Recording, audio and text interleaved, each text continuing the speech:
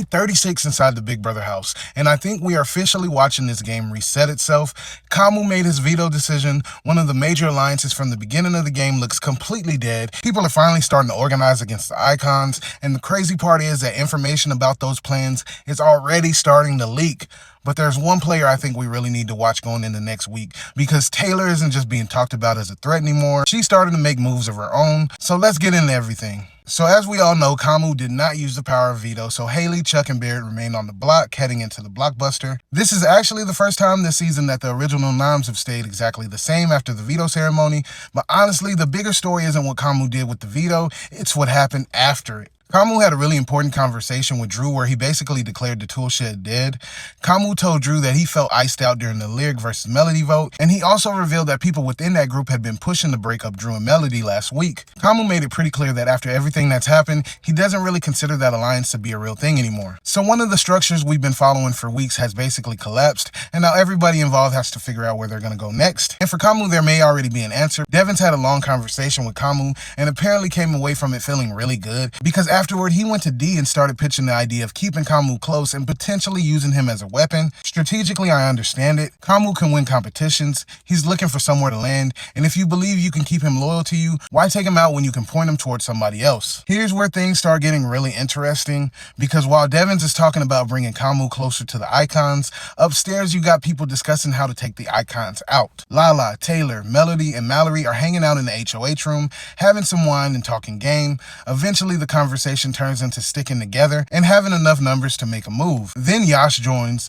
Eventually, Drew and Barrett are there too. And suddenly, you've got a room full of people talking about potentially getting at least 2 icons out before jury. Their argument is basically that these returning players have already had their opportunities. Some of them have played multiple reality shows, and everybody else came into this house wanting their own chance to win Big Brother. So they're starting to ask a very important question. How long are we going to let these icons continue moving through this game untouched? And this is where Taylor becomes really important, because she seems serious about making something happen.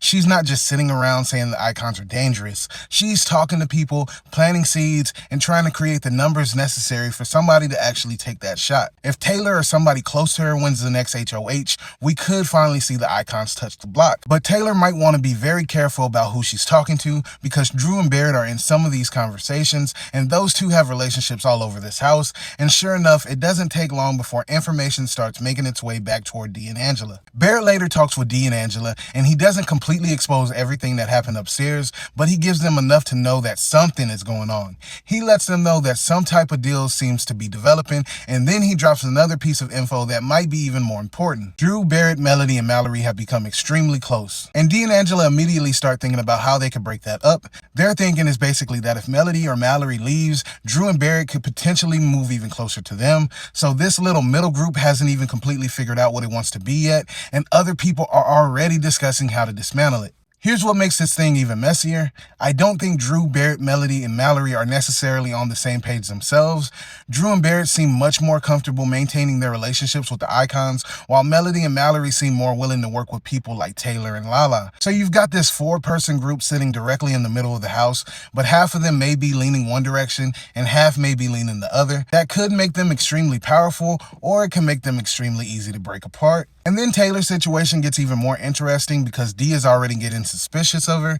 D tells Devens that something feels off with Taylor. So Taylor is out here trying to gather numbers to eventually take a shot at the icons, while one of the icons is already looking back at her thinking something isn't right. Then D and Devens are having another game conversation. Taylor's name comes up, and Devens says that if he ever has to use his diamond power veto, Taylor could potentially be his #1 replacement nominee. And while they're literally sitting there talking about Taylor, Taylor walks into the room. Devens immediately jokes that they were just talking about her. They play everything off, and we don't know exactly how much Taylor heard, if anything. But imagine if Taylor starts realizing that while she's trying to organize the shot against the icons are already discussing taking a shot at her.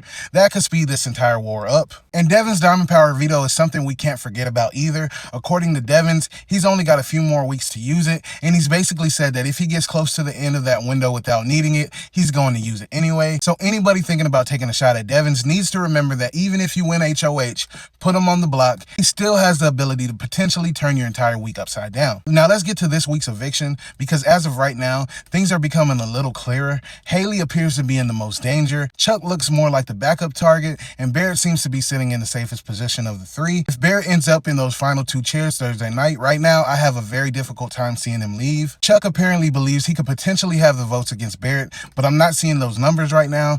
Taylor's been trying to help Chuck with his campaign and basically telling him that his best argument is making people believe he'll go after the icons if they keep him. But Chuck doesn't seem completely committed to that pitch, and Haley meanwhile seems much more accepting of the possibility that she could leave. But I'm putting a big asterisk next to all of this because this cast has already shown us how quickly a vote can change. There are still people who see value in keeping Haley because she could potentially go after bigger targets. There are people who see value in keeping Chuck for the exact same reason, and until the BB Blockbuster is over and we know the final two nominees, I'm not completely locking anything in. But honestly, this week's eviction isn't even what has me most excited right now. It's what comes after it, because look at how differently the house suddenly looks. The Toolshed is dead, Kamu is looking for a new place in the game, while Devens is trying to pull him closer.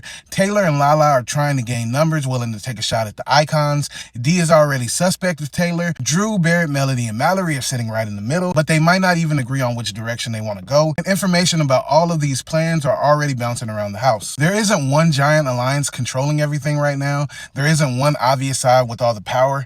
Everybody is trying to grab pieces from everybody else, and that is exactly the kind of Big Brother that I want to watch, because now the next HOH actually matters. If Taylor or somebody willing to make that move wins, we could finally see a direct shot at the icons. If D, Devens, Angela, or somebody close to them wins, Taylor could suddenly find herself in serious trouble. If somebody from the middle wins, they may finally have to pick a side. And if Kamu wins, I genuinely did not know what happens, because half this house seems to think he's with them. So let's forget about trying to figure out the next boot for a second. The question I'm asking is, who is going to control this new version of the house? Because all these people can talk about taking shots, forming groups, and making big moves, but eventually somebody has to win HOH and actually do it. So let me know what you think. If you won the next HOH, are you finally taking the shot at the icons, or is there somebody else you target first? And who do you think is actually in the best position heading into the next phase of the game? And remember, if you enjoy quick, no fluff Big Brother live feed updates every single day, plus strategy breakdowns, rankings, and all kinds of fun Big Brother content, make sure you follow or subscribe so you don't miss what's coming next,